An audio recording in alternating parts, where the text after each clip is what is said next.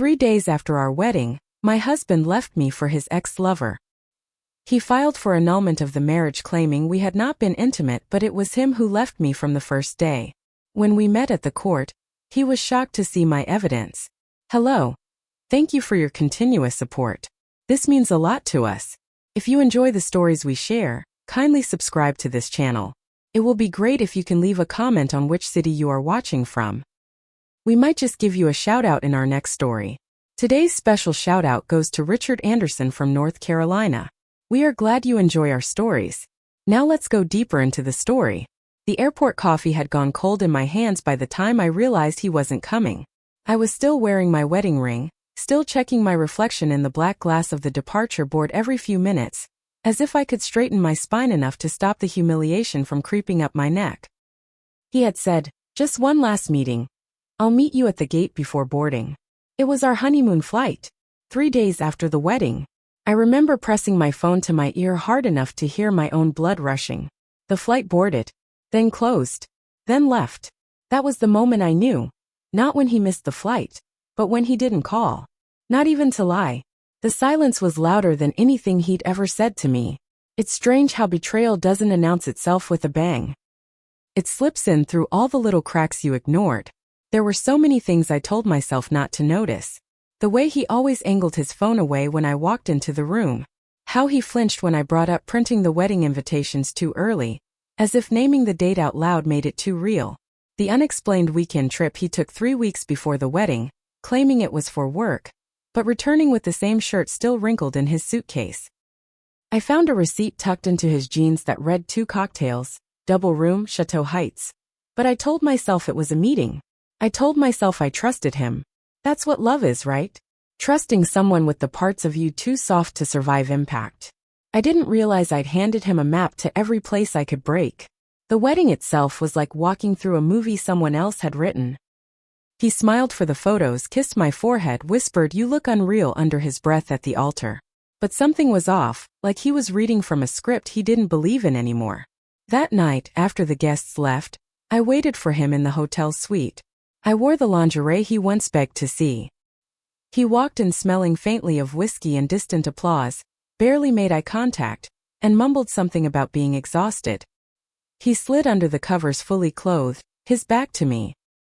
I stayed awake listening to the sound of his breathing, wondering if this was just nerves. I told myself it didn't matter, that maybe the honeymoon would fix it. That's what people say, isn't it? That marriage is hard in the beginning. But marriage hadn't begun for us. He was gone the next morning for a quick errand. Said he had to tie up loose ends at work before we could leave the country. He kissed my cheek with lips that felt borrowed and promised, "Just one more day." One day became 2. The calls became shorter, then non-existent.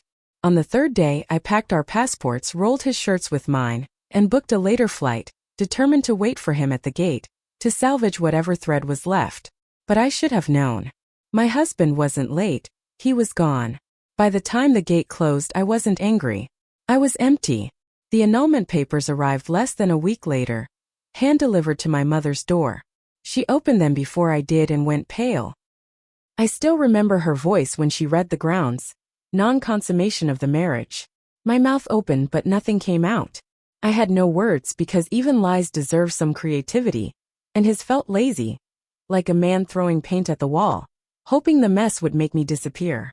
The only truth in his statement was that we hadn't been intimate. But that wasn't because I refused him. It was because he never stayed long enough to try. I didn't cry when I read the paperwork. I didn't even tremble. What I felt was something far colder than grief, something precise and steady, like a scalpel, because I finally understood. He hadn't married me for love. He had married me for optics, for convenience, maybe even to prove something to someone else. But the second he got cold feet, he didn't just leave, he tried to erase me, turn our marriage into a clerical error, a glitch in the timeline he could explain away over drinks with his ex. But I wasn't going to disappear quietly. I had been many things in my life, soft-spoken, accommodating, even naive, but I had never been someone's footnote. And I wasn't about to start now. The thing about liars is they think the truth is heavy, cumbersome, hard to carry. What they never understand is that the truth, once you start collecting it, is light. It glows. It sears. It shows every fracture they tried to bury. And I had just started gathering the pieces. He thought he'd buried me under shame. What he didn't know was that I was already digging myself out, one timestamp at a time. People don't understand how silence can become its own kind of language. How it can say, I see you. I know what you did. I will never forget. After the annulment papers arrived, I stopped talking. Not just to him, but to almost everyone. I didn't answer the texts from well-meaning friends who said things like, maybe he panicked. I ignored the calls from his mother, who left one breathy voicemail, half crying, half accusing. He's confused, but he still cares. I stopped explaining myself. Stopped retelling the story in different lights to see if maybe I had missed something. Because deep down I knew I hadn't. The truth didn't need repeating. It needed a witness. And I was done auditioning for understanding. I left the apartment we barely shared, still full of wedding gifts unopened and a half-written thank you note on the kitchen counter, and moved into a sublet across the river, just outside the city. One room, white walls, no Wi-Fi. A space that didn't carry his name in the air. I told my job I needed an extended leave. They didn't ask why. Maybe they'd seen the news online. Weddings that vanish like smoke always make for good gossip. One coworker had sent me a link to a forum thread titled Runaway Groom After Glamorous City Wedding. I didn't click it. Let strangers eat our story with their morning coffee. I wasn't feeding them. The sublet was mostly empty except for a twin bed, a chip desk, and a stiff blue chair that left marks on my legs. I sat in it for hours watching the light change through the blinds. I didn't cry, not in the way people expect. What I felt was like being underwater too long. You don't scream, you save air. I stopped playing music. Every sound felt intrusive. All I could handle was the hum of the refrigerator and the click of my pen on paper. I began to write, not a journal, not some healing manifesto. Just facts. Cold, clinical, time-stamped facts. When he left. What he said. What he didn't. What I found on his phone before the wedding when he fell asleep and left it unlocked for exactly 90 seconds. The half-deleted messages from a contact labeled accountant, even though I'd met his actual accountant and she was 60, married, and hated emojis. I started cataloging everything. Screenshots. Receipts. A room key he left in his pocket with the hotel name barely legible but just enough to trace. I printed everything out. If it didn't fit the narrative he was spinning in court, I wanted it. Not to punish. Not yet. But to protect my version of the truth. The real version. Because if there's anything worse than being discarded, it's being rewritten. I could already feel it happening. People phrasing their questions carefully like, did you guys rush into it? Or, do you think maybe you just weren't ready? They wanted me to participate in the fiction. But I wasn't playing co-author to a lie. One night I found myself watching our wedding video. Not because I missed him, God, not that, but because I needed to see it. Needed to watch my own face as I said the vows, to remind myself that I had meant them. That I hadn't imagined the feeling of sincerity in the room, even if his had been hollow. I studied him like a detective studies footage of a suspect, rewinding, slowing it down. And there it was. The slight twitch of his jaw when the officiant said forever. The blink that lasted a second too long when I said I trust you. I zoomed in frame by frame. I knew then, with the clarity of someone seeing from the outside, that he had never intended to stay. But he had underestimated something. He thought I'd fall apart. That I'd become the kind of woman who begs or posts cryptic quotes online, or tries to win him back just to feel whole again. What he didn't know was that I had no interest in winning back a ghost. What I wanted was to understand the rules he played by so I could dismantle the entire game. The annulment was his first move. My silence was mine. That week, I bought a blue notebook, the exact same shade as the chair that bruised my legs, and began writing in it every day. Not emotions. Not reflections. Just data. This was no longer heartbreak. This was an archive. A reconstruction of events he thought would disappear in the fog of time and pain. I wrote in block letters, crisp and clean. No poetry. Just the weight of truth on lined pages. There was something grounding about it, almost surgical. For the first time since the wedding, I could sleep without waking up mid-panic. Because I had something now. Not him. Not closure. But structure. My grief had a spine. It was around this time that a friend of a friend messaged me on Instagram. Someone I barely remembered from college who happened to work at the same hotel where my husband had stayed for work during our supposed honeymoon. She asked if I was okay, said she hadn't wanted to get involved but felt like I should know. She attached a photo. It was blurry but unmistakable. Him, the ex, their hands, the date stamp, 48 hours after our wedding. The same day I waited at the airport gate, still checking my phone every 10 minutes. I didn't scream. I didn't even blink. I just printed the photo, 3 copies, and slipped one into the blue notebook between the timeline entries for day 2 and day 3. I looked at it again before closing the book. I whispered, "Got you," not out of vengeance but out of relief. Because now there was no doubt left. No room for self-blame or backtracking. The picture didn't just capture him. Captured my turning point. From that moment on, I wasn't recovering. I was preparing. Grief is loud, but purpose is quiet. And that was the shift, subtle, almost imperceptible, like a muscle you didn't know you had, learning to bear weight. The day after I printed the photo, I began reorganizing the blue notebook like it was a case file. I wasn't just journaling now. I was building a structure sturdy enough to carry everything he tried to collapse. Dates, names, distances traveled, credit card charges, hotel check-ins, deleted messages recovered from the cloud. I cataloged it all in a way that made me feel less like a discarded wife and more like a forensic archivist of my own erasure. Because if he wanted to pretend I was never his wife, then I would become the contradiction he couldn't outrun, on paper, in timestamp, in courtroom light. He underestimated how invisible I'd already learned to be. It's easy to collect secrets when no one sees you coming. Easy to assemble a narrative when people assume you're broken. That was his fatal mistake. He left me at the gate, not realizing I was already walking toward the truth with both hands free. And I wasn't just keeping records, I was studying him. The rhythm of his deception. The fingerprints of cowardice in every transaction. I learned that he liked to lie on Fridays. That his boldest denials came after 10 p.m. That when he was cornered he became cruel. Not because he was angry, but because cruelty was his favorite exit strategy. I bought a scanner. I backed up every file twice. Once to a hard drive, once to a secure cloud server with a password long enough to make God blink. I didn't want revenge porn. I didn't want to ruin him on Twitter or text screenshots to his boss. I wanted one thing only, undeniability. Because people like him don't fear punishment. They fear exposure. And that's what I was becoming.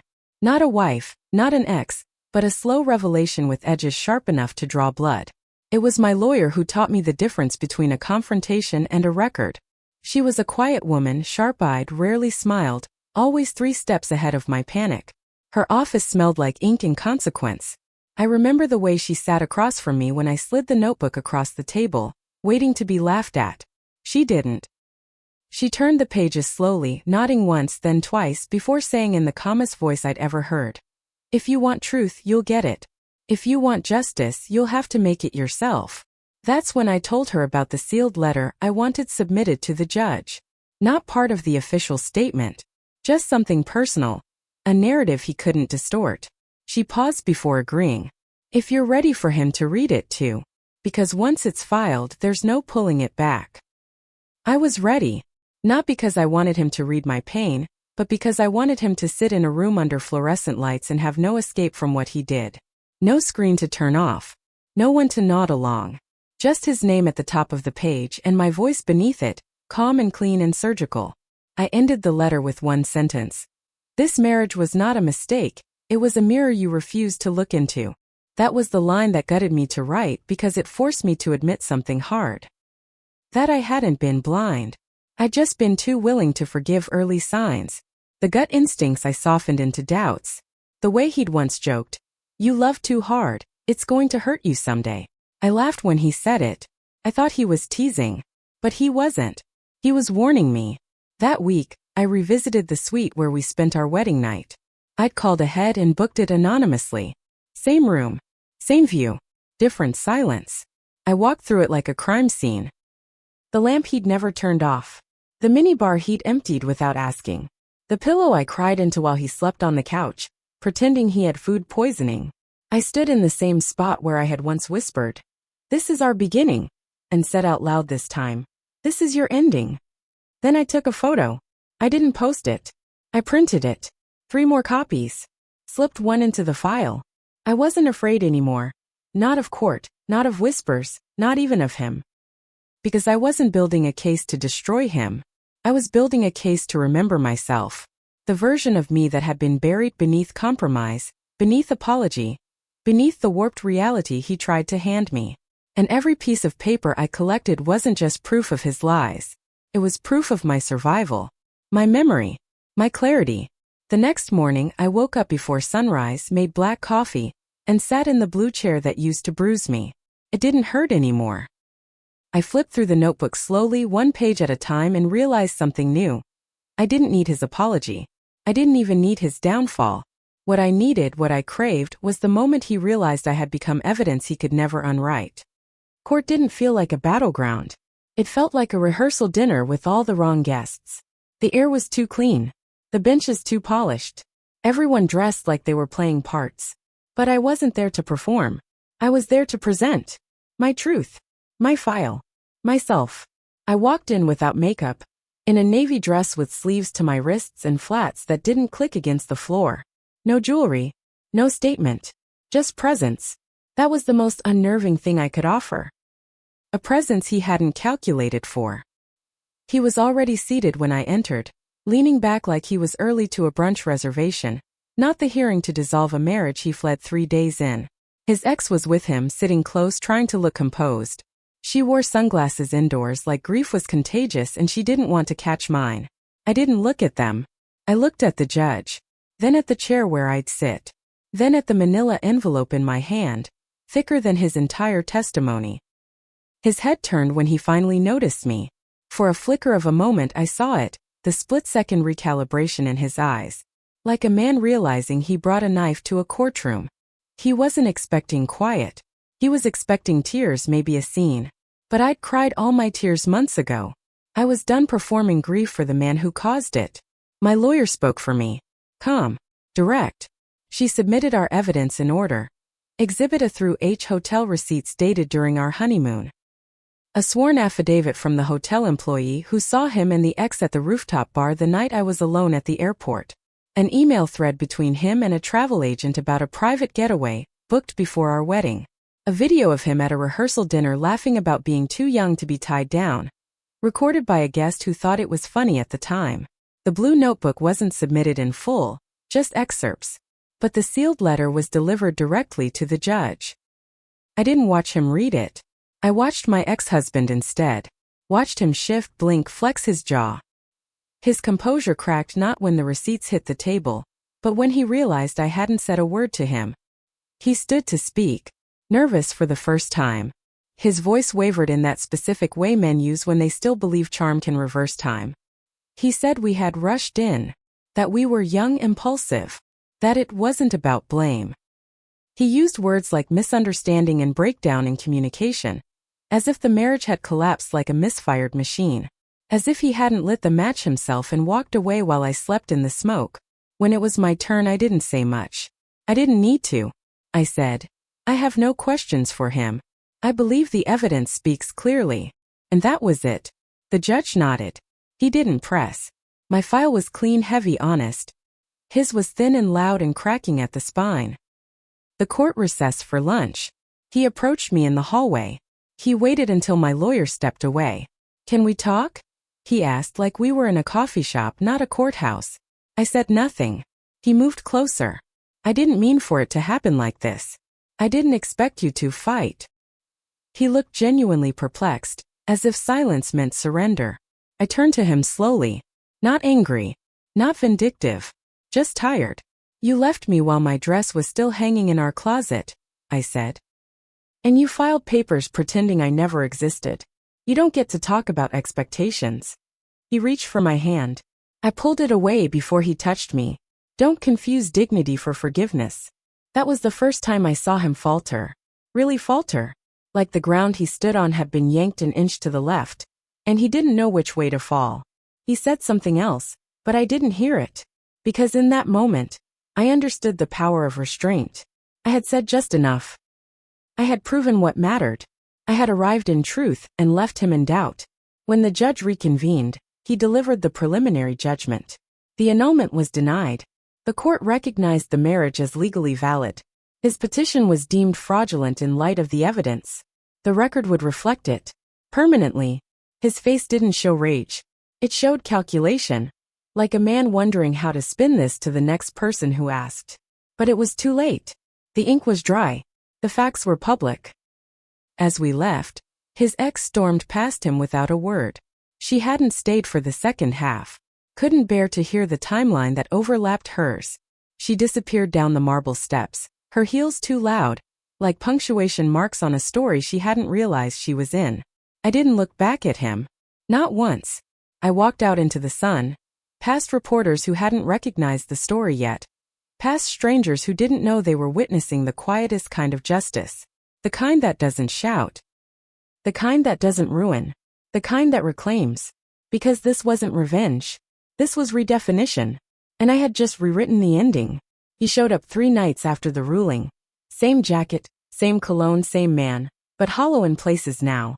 I recognized the posture before I saw his face through the peephole. Shoulders tense like a boy caught stealing. Not a man exposed by the truth. I should have ignored the knock. But I didn't. Not because I owed him anything, but because some doors have to be open just to be closed again with purpose. He stood on the threshold with a half-smile and tired eyes. "Can we talk?" he asked, like he hadn't just tried to erase me from public record. I stepped aside wordlessly and let him in. Let him see the clean walls, the closed blinds, the blue notebook still resting on the desk like a lit match. He looked around like he was cataloging loss, like he was finally grasping the outline of what he'd left behind. That's the funny thing about people like him. They only start counting the cost when the transaction's already done. He started with small talk, like we were acquaintances catching up. "You look good," he said, his voice gentle, tentative, the kind of softness that's meant to confuse. I sat across from him, calm, fingers laced in my lap. I didn't answer, just waited. That's when he got to it. "I've been thinking about everything," he said. The way it all spiraled. I didn't handle it right. His hands moved as he spoke, like he could shape the words into something believable. "The court stuff. It got out of hand. If we could just agree to walk away clean, maybe revise the filings. Say it was mutual. That we both made a mistake." There it was. The ask. He wasn't here to apologize. He was here to negotiate a version of history that didn't stain him. He wanted to clean the narrative for whoever came next. I stared at him, letting the silence stretch until it became uncomfortable. He shifted in his seat. His knee bounced. "You want me to lie," I said finally. No anger. Just precision. His mouth opened, closed. "No, I'm just saying. We could both move on easier if it didn't look like you lied." I finished for him. He rubbed the back of his neck, a tell I'd learned during the first month we dated. He always did it when he was cornered but didn't want to admit it. "You know I didn't mean to hurt you. You didn't mean to marry me either," I said quietly. That stopped him. He sat back, breathing shallow now. "She's gone," he muttered after a beat. "Left a few days ago. Said I was reckless. That she didn't sign up for this kind of attention. So you came to me," I said. "Because I'm the quieter one." He looked up, startled at the clarity. That's what happens when someone sees you too late. They forget you've been watching the entire time. "You're right," I continued. "I am quiet. That's what saved me. I didn't scream. I didn't beg. I just documented everything while you were busy writing me out of the script." He stood up then, pacing now. Desperate energy starting to bleed out. "It's not just about me. This whole thing, it's on public record. I'm trying to move forward. You could have handled it privately." "I tried," I said. "You turned our marriage into a footnote. You called it a non-event. Now you want me to help you pretend it never happened but without consequences. No. You made the record. I just filed the truth." He looked smaller now. Like the room itself refused to carry his shape anymore. "I thought you loved me," he said, almost like a question.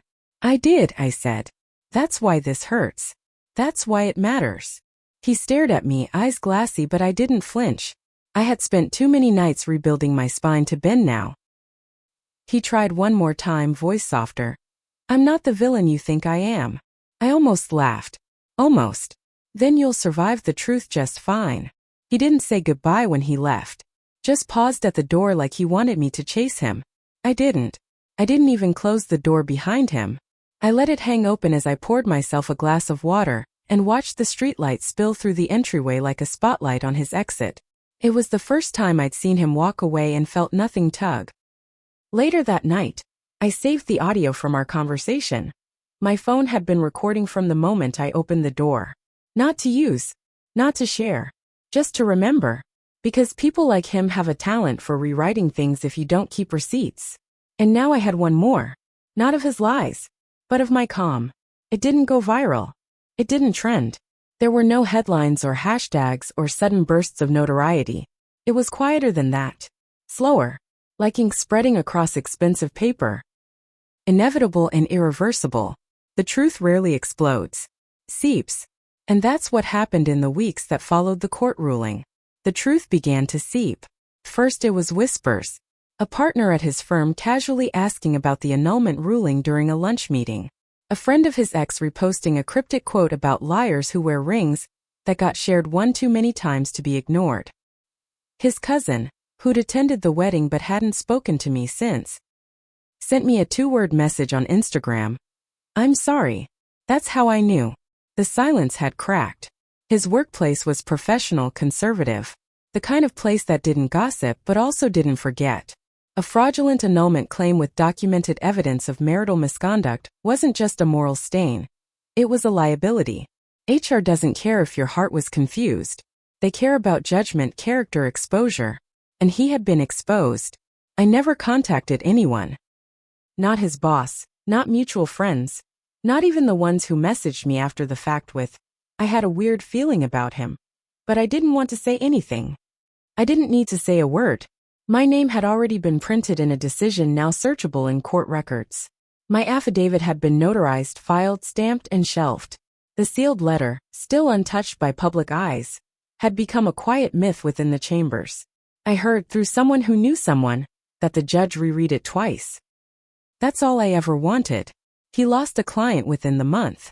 I didn't know the details, but I saw the LinkedIn change. He'd gone from senior director to freelance consultant. A subtle downgrade, but a symbolic one. When people Googled him, they didn't find my face. They found a court document, dry and damning. Words like dishonest, unsupported, disproved. They weren't emotional accusations. They were conclusions. I didn't celebrate. There was no wine, no toast, no revenge playlist. Just a long exhale. Because what mattered wasn't the ruin. It was the reach. I had spoken through paper. Through timestamps. Through silence. And now the truth lived in the spaces where he once shaped perception. The wedding photographer emailed me, out of the blue. She said she'd been revisiting old portfolios and came across our gallery. Said she'd always wondered why we never posted them. I told her she could delete the files. They're not us anymore, I wrote. She replied. You looked like someone who knew more than she was saying. That made me pause. 'Cause maybe I did. Even then. Maybe some part of me always knew he wouldn't stay. That's why I didn't smile too wide in the photos. That's why I kept one foot metaphorically near the exit. One afternoon, I was walking near the river when I saw a man toss a gold ring into the current. It wasn't him. But I froze anyway. I watched the arc of metal spin once, twice, then vanish into water that didn't care. That's when I remembered the package that had arrived a week earlier. Unmarked, no note, just a velvet box with his ring inside. His wedding ring. Returned to me like an apology he didn't have the words for. I hadn't opened it right away. I hadn't even touched it. It had been sitting on my counter like a relic. That night, I carried it to the subway and left it on the edge of the platform, tucked between a newspaper and a cup of half-melted iced coffee. I didn't watch anyone pick it up. I just walked away. Because I didn't want it in fire. I wanted it forgotten. Let someone else find it and imagine a love story that ended in a train station. Let them romanticize the ring, turn it into a symbol. I didn't need symbols anymore. I needed space. I needed distance from the man who wore it like a prop, from the lie he thought he could stage, from the version of me who still hoped he'd choose decency. People in the city started looking at me differently, not with pity, but with caution. The kind of respect people give survivors they didn't realize were capable of survival. No one asked questions. No one pushed for details. They just stepped aside when I passed. And that was enough. I didn't want revenge. I wanted clarity. And I had it now. In full, in record, in legacy. The first voicemail came 2 weeks after the ring arrived. I hadn't saved his number, but I knew it was him by the way the silence settled before he spoke. He always needed a pause to remember which version of himself to perform. The message was short. I just wanted to say I'm sorry. For how it happened.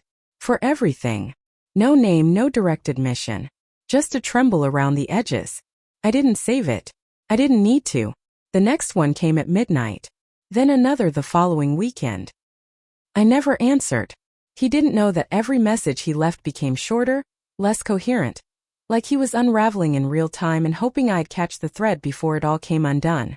But I wasn't a net anymore. I wasn't a place to land. By the fourth voicemail he said, "I didn't think you'd fight back."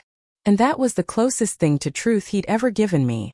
Because that was always the root of it, not just the betrayal but the arrogance. He believed I'd go quietly. That my dignity would keep me from speaking. That my love would keep me from leaving his image intact. He confused my silence with submission. But silence, when used with intent, is strategy. And by the time he realized that, the silence was weaponized. I listened to that message once. Then I played it again with headphones on, studying the tremor in his breath. Not because I missed him. I didn't. What I was listening for was that moment, the split second he realized I was no longer reachable. That my absence wasn't a pause. It was a verdict. The voicemails kept coming. They shifted from apology to nostalgia. "Remember that weekend in Austin?" he said once. "You wore that green dress and laughed so hard at dinner you spilled wine on your heels." I remembered. But I also remembered he left the table 15 minutes later to take a call, and came back smelling like another woman's perfume. I remembered everything now. Not the way I wanted it to be. The way it was. Eventually his voice changed. Less regret, more pleading. "We were good once. Weren't we?" The question clung to the air like smoke. I didn't answer. I didn't erase the message either. I archived it. Labeled it. Delusion Entry 7. Sometimes people don't want forgiveness. They want you to confirm their story, to grant them a clean ending. But I wasn't his editor. I wasn't here to smooth out the edges of his guilt. He wanted me to carry the weight of closure, like it was a gift I could offer if I was just generous enough. But closure is earned, not extracted. And he hadn't earned anything. He reached out through a mutual friend next. Asked if we could meet one last time. Said he just wanted to say it all face to face. That's when I realized he still didn't understand. He still thought he was the center of something. He didn't know he'd been moved to the margins long ago, filed under. Irrelevant to current version of me. The friend who passed along the message looked uncomfortable, as if carrying his request had left a stain. I told her the truth. "Tell him he already said it all," I said. Every time he chose silence when I needed answers. Every time he lied with a straight face and expected a kiss in return. That was his side of the story. It's written. Published. And I'm not accepting revisions. She nodded. Didn't ask anything else. That's the difference now. People stopped trying to decode me. They just listened. Because I had shown them what happened when you underestimated a woman who rebuilt her narrative with facts instead of fury. The last message he left was on a Monday. His voice was thinner, like sleep hadn't been showing up for him lately. "I know I don't deserve to ask, but can you tell me what I was to you, at the end?" I let the message sit for days before deleting it. Not because I was angry, because the question wasn't mine to answer. Let him sit in the question. Let it echo in his empty apartment, in his sleepless hours, in the cracks of whatever story he's telling now to someone new. Maybe he says I was cold. Maybe he says I overreacted. Maybe he says he still doesn't know why I did it. That's fine. That's the story he has to live with. But the one I live with is quiet, clean, and true. Chapter 8. The letter I wrote myself. The courthouse smelled like paper and lemon-scented cleaning fluid. The kind that tries too hard to make everything feel sterile, untouched. I hadn't been back since the ruling, but something kept pulling me there. Not to confront, not to revisit, but to retrieve. I asked the clerk politely for access to the sealed letter I'd submitted months ago. I expected questions, red tape, maybe a waiting period.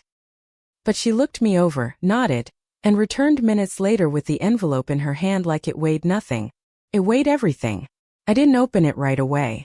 I took it with me across the street to a bench near the municipal garden, where the hydrangeas had started to brown at the edges, too late in the season to pretend they hadn't been through something. I sat alone, legs crossed, envelope on my lap. It was unmarked, no return address, no official stamp. Just my handwriting in small, steady print, to the court. And to myself. I peeled it open like unwrapping a truth I wasn't sure I still needed. Inside, the paper was slightly yellowed from time. The ink softened by humidity. I had written it during the worst of it, when I could barely stand upright from the weight of what he'd done, when I still thought closure might come from someone else's confession. But reading it now, it didn't sound like a plea. It sounded like a resurrection. This marriage began with promises and ended with erasure. I had written. But I refused to be forgotten by the person who matters most to me. This letter is not an accusation.